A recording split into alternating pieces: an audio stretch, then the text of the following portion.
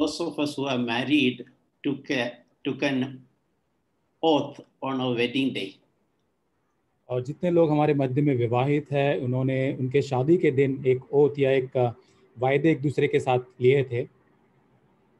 So one of the words in the marriage oath is till death separate us. और उस शादी की जो वाचा हमने एक दूसरे के साथ ली थी, उसमें से एक थी कि जब तक मृत्यु हमें अलग नहीं करती तब तक हम साथ रहे. So marriage is a covenant before God for a lifelong togetherness. और विवाह जो है परमेश्वर के सामने एक वाचा है और जीवन भर का एक साथ में रहने का एक वायदा है. My heart goes out to anyone who is later in marriage rejected by their life partner. और मेरा हृदय बहुत ही उस बात से दुखी होता है कि जो बाद में उसके विवाहित साथी के द्वारा जिसको त्यागा जाता है या उसके साथ वे नहीं रहना चाहते. It is a painful experience for anyone. और ये बहुत ही दर्दनाक अनुभव होता है किसी के भी लिए. Almost unbearable. और ये बिल्कुल भी असहनीय होता है. When someone promised to take care for the rest of the life, choosing to reject. और कोई ऐसा व्यक्ति जिसने आपको जीवन भर आपके साथ रहने का वायदा किया और वो आपको पूरी तरह से तिरस्कार करे या आपको रिजेक्ट करे. And disengaging from the covenant they took in front of God. और जो परमेश्वर के सामने उन्होंने वाचा एक दूसरे के साथ बांधी थी, उससे भी अलग होने का निर्णय जब करते हैं. But I can say that God is on their side who are unjustly treated and rejected by anybody. लेकिन मैं इस बात को जानता हूं कि जो बहुत ही ऐसे असहनीय या अन्याय की रीति से जिनके साथ व्यवहार हुआ होता है या जिनका तिरस्कार किया होता है, ऐसे लोगों के साथ परमेश्वर खड़ा होता है. So such people receive encouragement from the scripture that they should keep their heart pure without being bitter. और यहाँ पर ऐसे लोगों को परमेश्वर का वचन प्रोत्साहित करता है कि ऐसे लोगों को अपने हृदय को शुद्ध या पवित्र रखना है बिना किसी कड़वाहट के. So one of the encouragement is even though man has rejected, remember that God has never rejected you. और यहाँ तक ये है कि जब जो मनुष्य है वो तिरस्कार करता है या इनकार करता है, लेकिन परमेश्वर कभी नहीं छोड़ता. We can find security in God's unchanging love. और हम परमेश्वर के न बदलने वाले प्रेम के अंदर एक सुरक्षा को प्राप्त कर सकते हैं. And the word of God says that God's grace is sufficient in all situations in our life. और परमेश्वर का वचन हमसे कहता है कि जीवन की हर एक परिस्थिति के अंदर परमेश्वर का अनुग्रह हमारे लिए काफी है. We see a passage in Matthew chapter 19 verses 3 onwards. और मत्ती उसके 19 अध्याय के 3 वचन से आगे वचन के भाग को हम देखते हैं. So Pharisees came to Jesus testing him. और फरीसी लोग यीशु की परीक्षा करने के लिए यीशु के पास आते हैं.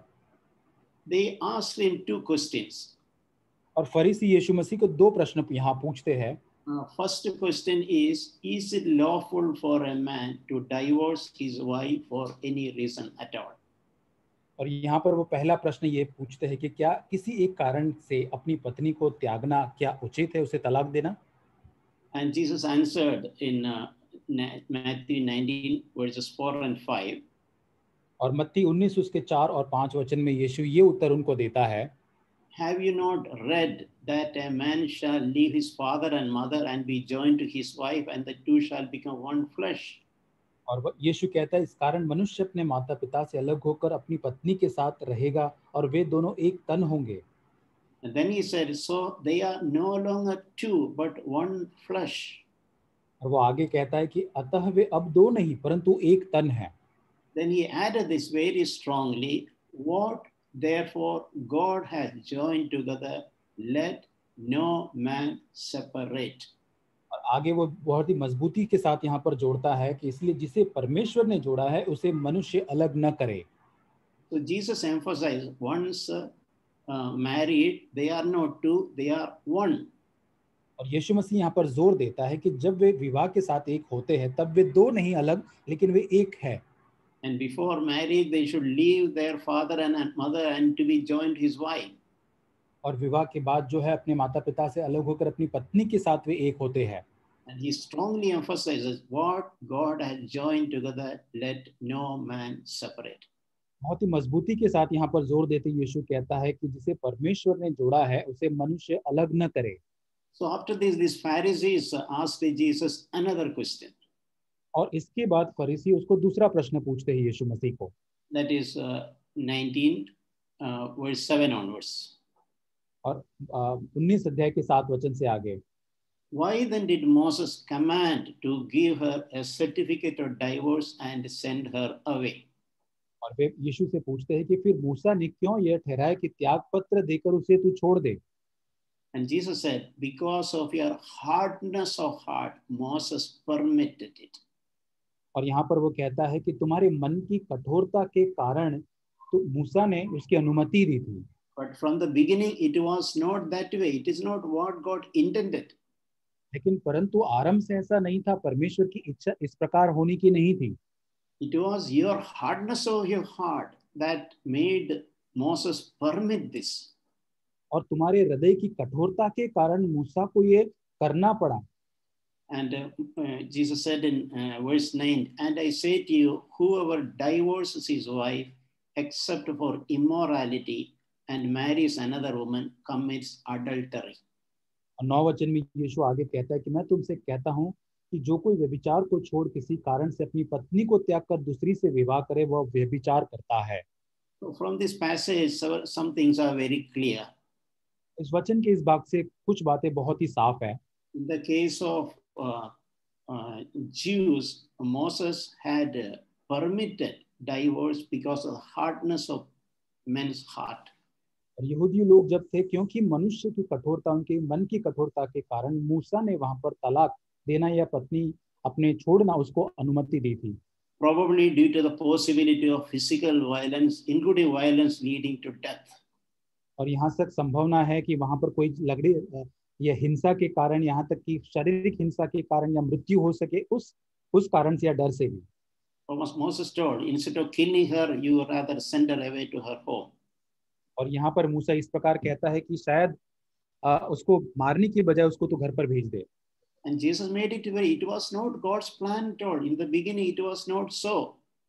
और यीशु मसीह यहाँ पर साफ कहता है कि आरंभ से परमेश्वर की इच्छा या उद्देश्य इस प्रकार नहीं था।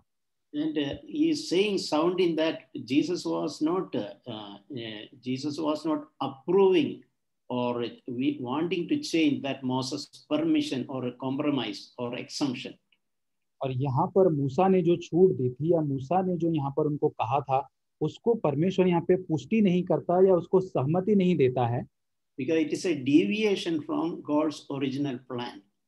क्योंकि परमेश्वर की जो बहुत ही शुरुआती, जो बहुत ही सच्ची उसकी जो योजना थी पहले, उससे ये अलग था या उसकी अनाज्ञाकारिता में था। And above, exemption was permitted by Moses only in the case of husband has proved that wife had fornication. और जब पति इस बात को साबित करता था कि उसकी पत्नी ने व्यभिचार किया, तो उसी बात के अंदर मूसा को छूट दी गई थी इसमें आगे। Yeah, fornication actually means a illegitimate relationship before marriage. और व्यभिचार का मतलब यहाँ पर यह है कि इस प्रकार कोई ऐसा अवैध संबंध जो शादी के विवाह के पहले जो हुआ। And this exemption was meant only for people who are under the law of Moses. और ये जो छूट जी थी उन लोगों को दी गई थी जो मूसा की व्यवस्था की अधीनता में जीवन जीते थे। This exemption is not applicable for new covenant Christians. और ये छूट जो है, ये नए नियम के जो लोग जो मसीह है उनके ऊपर लागू कदापि नहीं होता। Just like the law of Moses says circumcision, which is not applicable for Christians, this is also meant only for people who are under the law of Moses, not for Christians. और जिस तरह से मूसा की व्यवस्था में खतना करना वहां पर एक कानून था और नए नियम के अंदर वो कानून अब नहीं था, उसी प्रकार मूसा के व्यवस्था में इस प्रकार व्यभिचार को छोड़ जब तलाक देने का कानून था, वो अब नई वाचा में विश्वासियों को लागू नहीं होता है। And Jesus also added that remarrying another woman is committing adultery. और यहाँ पे यीशु मसीह ये भी कहता है कि दूसरी व्यक्ति से, दूसरी स्त्री से विवाह जो करता है वो व्यभिचार करता है। So Jesus made it absolutely clear: remarrying when a wife is alive is equivalent of adultery. और यहाँ पर दूसरा जो विवाह करता है वो व्यभिचार के समान या व्यभिचार करने जैसा है। And in Matthew chapter 5 verse 31 and 32 also Jesus further expanded this. और यीशु मसीह मत्ती 5:31-32 में इस प्रकार आगे उसको बढ़ाकर कहता है, Matthew 5:32, he said that if everyone who divorces his wife except for the reason of unchastity makes her commit adultery, and whoever marries a divorced woman commits adultery. और मत्ती 5:32 में इस प्रकार कहता है, यीशु मैं तुमसे यह कहता हूँ कि जो कोई अपनी पत्नी को व्यभिचार के सिवा किसी और कारण से तलाक दे और वह उससे व्यभिचार करवाता है, और जो कोई उस त्यागी हुई से विवाह करे वह व्यभिचार करता है। So Jesus told, by divorcing the woman, the husband is forcing or making her to commit adultery. यीशु मसीह कहता है कि जो व्यक्ति जो अपनी पत्नी को तलाक देता है वो उसको उस व्यभिचार करने के लिए मजबूर कर रहा है। And he said that anyone marrying a divorced woman is committing adultery. और जो कोई उस त्यागी हुई स्त्री के साथ विवाह करता है वो भी व्यभिचार करता है। Jesus spoke about divorce and remarriage in Luke and also in Mark. और यीशु मसीह ने लूका रचित सुसमाचार, मार्क रचित सुसमाचार, मरकुस रचित सुसमाचार में भी तलाक के बारे में और पुनः विवाह के बारे में बात की है। Luke 16:18 और लूका 16 अध्याय उसका 18 वचन, everyone who divorces his wife and marries another commits adultery. और जो कोई अपनी पत्नी को त्याग कर दूसरे से विवाह करता है वह व्यभिचार करता है। And he who marries one who is divorced from a husband commits adultery. और जो कोई इसी त्यागी हुई स्त्री से विवाह करता है वह भी व्यभिचार करता है। Yes, so it's so clear. Anybody divorcing his wife and marries another one is committing adultery. और यहाँ पर कोई भी व्यक्ति जो अपनी पत्नी को तलाक देता है वह भी एक व्यभिचार कर रहा है। And someone who is marrying that divorced woman is also committing adultery. कोई व्यक्ति वो तलाक दी हुई जो छोड़ी हुई स्त्री के साथ विवाह करता है तो वह व्यक्ति भी वहां पर व्यभिचार करता है। So Jesus is looking at remarriage when the spouse is alive as adultery. और यहाँ पर पुनः विवाह जो है यीशु मसीह इस प्रकार देखता है कि वो एक जब वो तो साथी जब जिंदा जीवित है और उसको व्यभिचार के रूप में देखता है। Meaning that even though couple have taken divorce from the original marriage, God has not approved that divorce. और यहाँ तक पति पत्नी ने शायद एक दूसरे को तलाक दिया होगा, वो एक दूसरे से अलग हो गए होंगे, लेकिन परमेश्वर ने अभी तक उन्हें वो सहमति या पुष्टि नहीं दी है। That is why remarriage becomes adultery. और इसी कारण से जब वो पुनः विवाह करते हैं वो एक व्यभिचार बन जाता है। God looks at the first marriage as a valid marriage.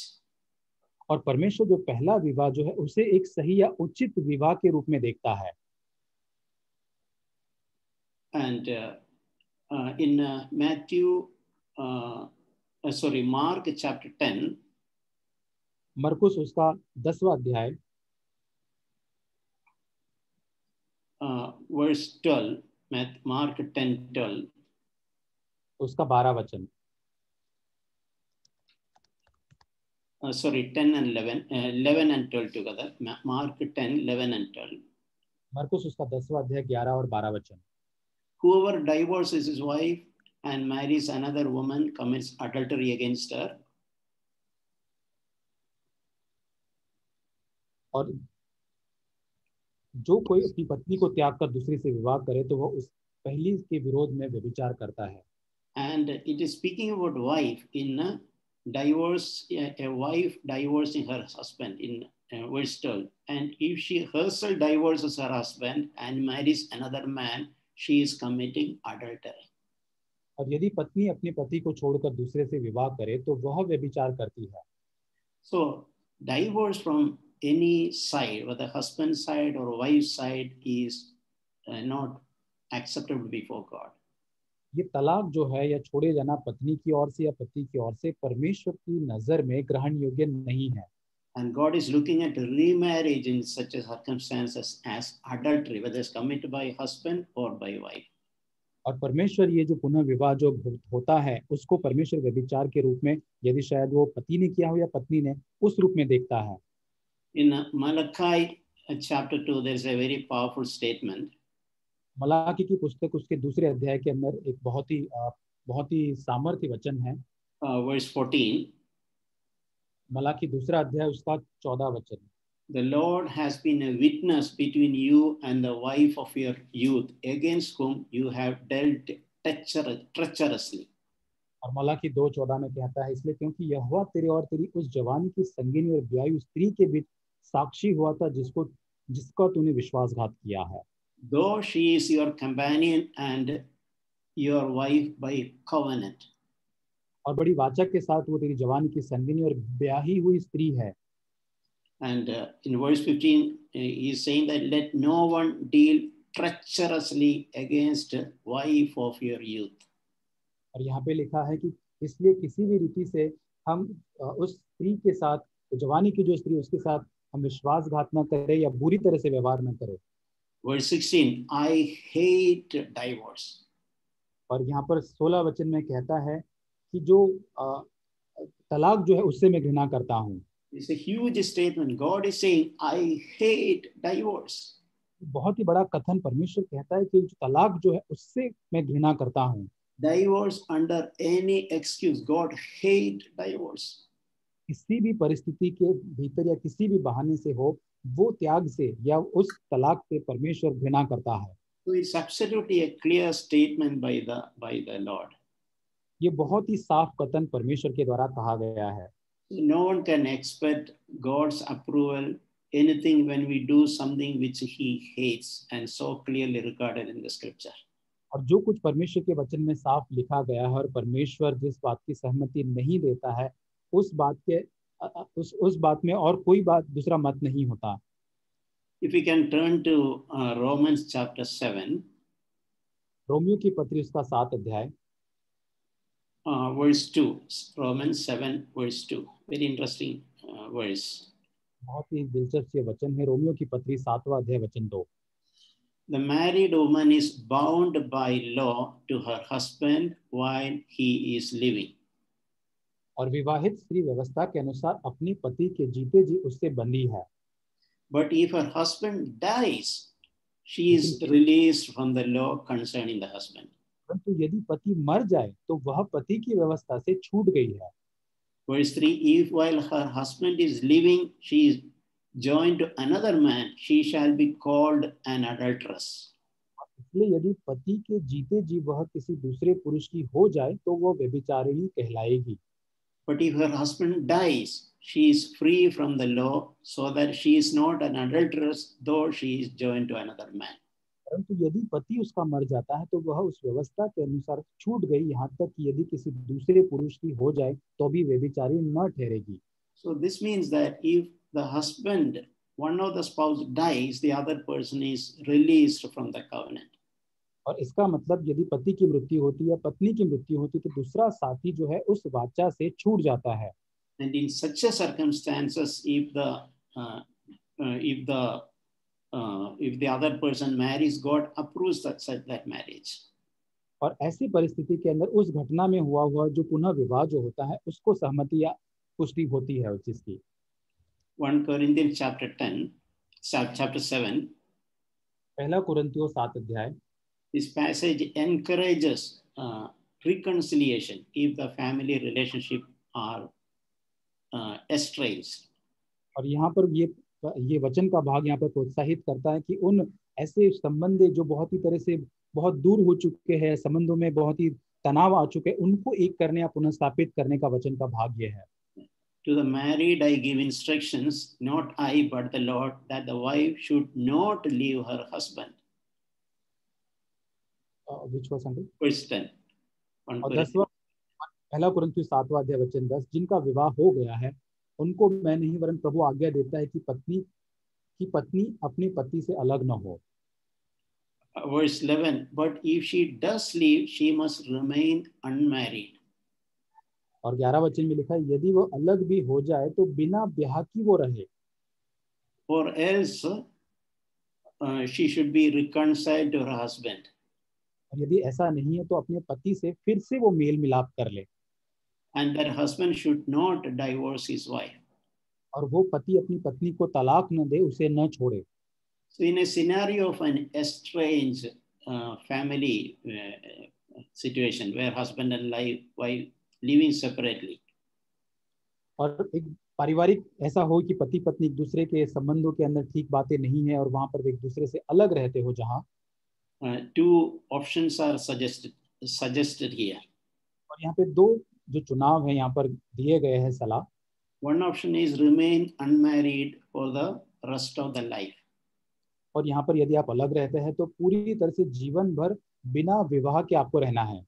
Or a better option is, if possible, try to be reconciled and go back and reunited with your spouse. और बेहतर चुनाव ये है कि हम अपने पति या पत्नी के साथ मेल मिलाप कर ले और हम उसके साथ वापस एक हो जाए. And the Bible also teaches that if one of our life partner is an unbeliever, that is not an excuse for divorce.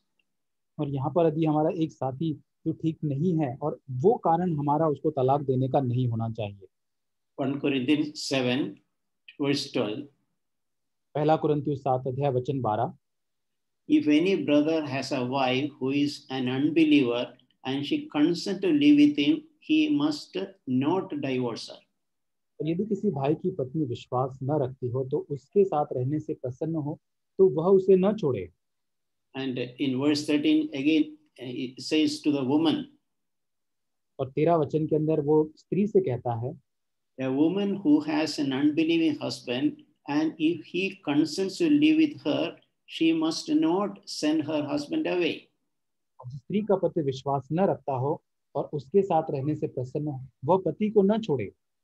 And it follows in the next verse a very encouraging promise for family where either husband or wife is not a believer.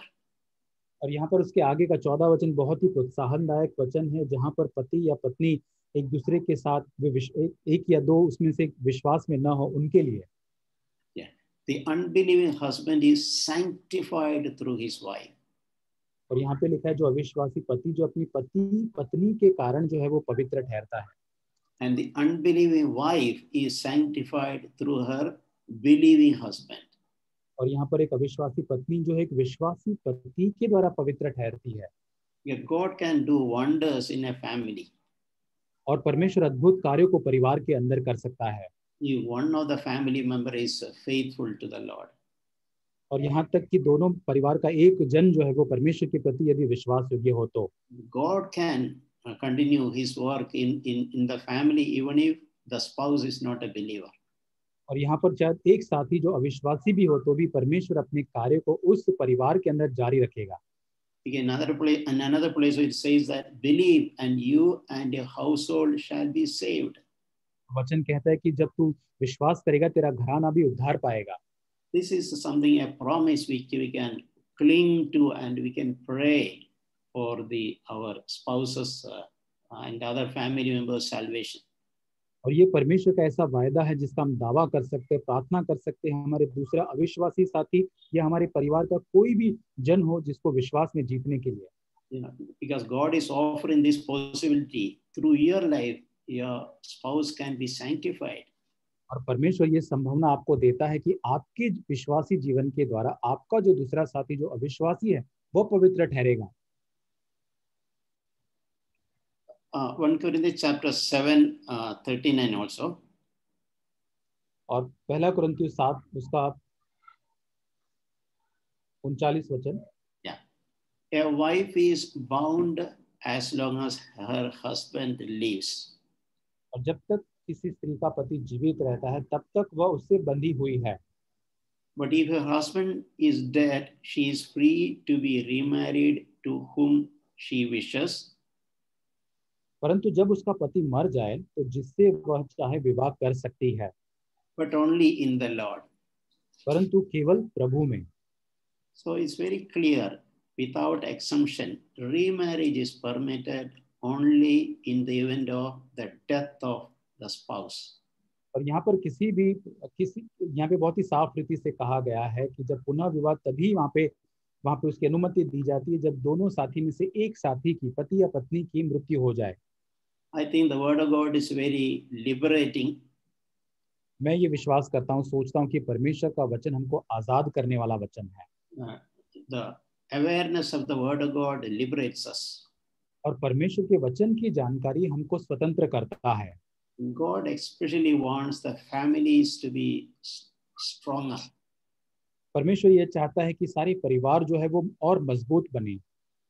In this whatever happening around the world, what we see should not influence our thought and value system.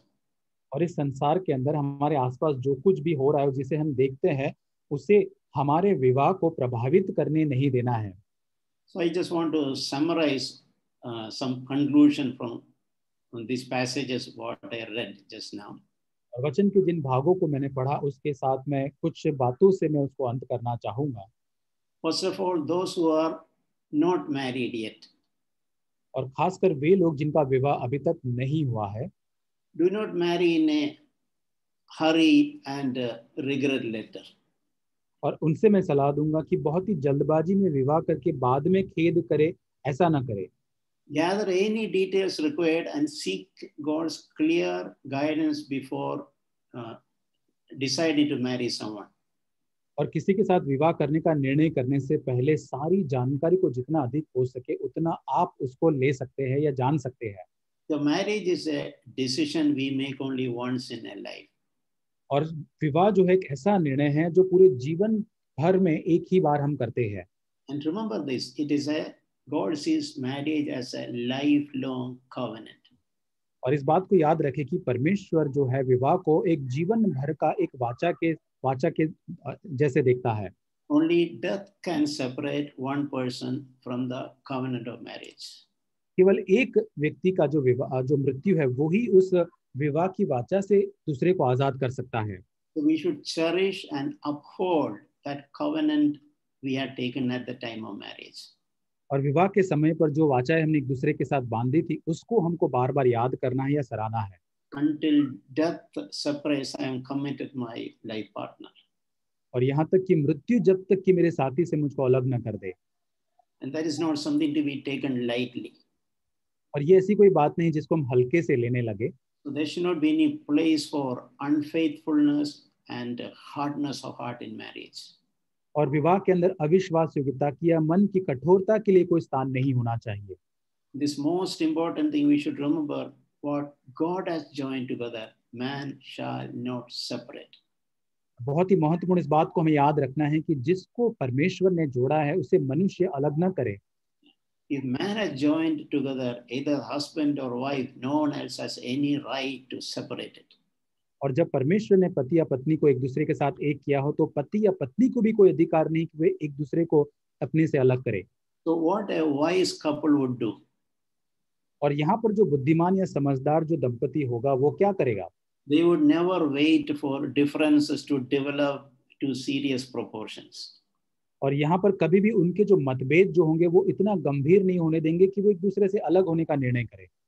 They will try to sort out the problems in family by forgiving and pursuing peace within the family. और एक दूसरे को माफ करने द्वारा या घर के अंदर शांति खोजने के द्वारा वो एक पारिवारिक शांति को खोजेंगे. And remember the lifelong covenant and the principle of commitment and devotion to one another.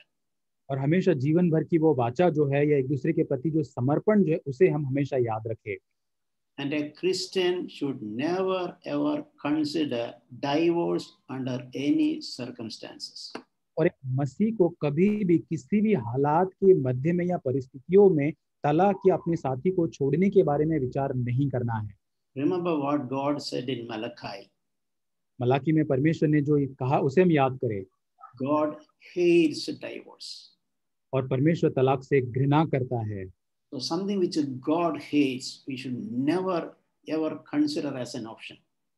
और जिससे परमेश्वर जिस बात से इतना घृणा या नफरत करता है वो बात को कभी भी एक चुनाव यह एक बात जो करने के योग्य हमें नहीं जानना है। And a new covenant Christian, there is no exemption. और नई वाचा का जो विश्वासी है उसके लिए कोई भी उसमें छूट नहीं है। Some exemption was given to people who were under the law of Moses. और मूसा की वाचा के अधीनता में जो लोग रहते थे उनको कुछ छूट दी गई थी। We can say it was given for Jews. और हम ये कह सकते हैं कि यहूदी लोगों को ये बात या उनको छूट दी गई थी। And it was never God's original plan. और ये कभी भी परमेश्वर का वास्तविक या असली योजना परमेश्वर की ऐसी नहीं थी। Moses permitted it because of hardness of men's heart. और मनुष्य की मन की कठोरता के कारण मूसा ने इसकी अनुमति दी थी। And that option is never given for a Christian. और ये सुझाव जो है वो मसीह के लिए कभी नहीं दिया गया है। And remember this, any remarriage while the spouse of the original marriage is alive is adultery. और इस बात को हमेशा याद रखें कि जो वास्तविक जो विवाह जो हुआ है, यदि वो तुम्हारा साथी आपका जीवित है और उसके बावजूद आप विवाह करते हैं तो परमेश्वर की नजर में एक व्यभिचार है। But remarriage is permissible in the event of death of one of the marriage partners. और पुनः विवाह तभी आपको उसकी संभावना या उसकी अनुमति दी जाती है जब एक साथी, दोनों संपत्ति में से एक साथी की मृत्यु हो जाए। God has never intended or permitted divorce and remarriage as a solution for any family problems. और परमेश्वर ने कभी भी किसी भी समस्या के कारण या कोई भी परिस्थिति के वश परिवार में तलाक की कभी भी अनुमति नहीं दी। Family problems, however serious it is, should be solved within the family, within the marriage. और पारिवारिक समस्याएं कितनी भी गंभीर या कुछ भी क्यों ना हो, वो परिवार के भीतर ही उसको समस्या का समाधान करना चाहिए। As a matter of reality, we can face the reality and seek help wherever necessary. और ये उस वास्तविकता सामना करने के लिए हमें अगर जरूरत पड़े तो हमें उसके लिए मदद की खोज करना है। And if husband and wife are already estranged, they are encouraged to see reconciliation within the best of their ability. और यदि पति पत्नी यदि अलग रहते हैं तो उनको मेल मिलाप करने के लिए सबसे उत्तम यत्न करना है, ये वचन हमें प्रोत्साहित करता है। I also want to add that और मैं और एक बात इसमें जोड़ना चाहता हूँ, वो ये है, if anyone has trespassed the God's ways in times of ignorance, और यदि किसी ने अज्ञानता के समय में परमेश्वर की बातों को न माना हो, यदि in the matter of divorce and remarriage, और शायद तलाक के मामले में या पुनः विवाह के संबंध में, we can repent about it and thoroughly repent about it, and we can seek God for forgiveness. और यहाँ पर हम उसका मन फिराव कर सकते हैं और परमेश्वर से उस माफी को मांग सकते हैं। God can give forgiveness. परमेश्वर हमें माफी देगा। And we should not live or continue in living in sin. और हमें निरंतर उस पाप के अंदर, पाप के जीवन के अंदर बने नहीं रहना है। Amen. आमीन।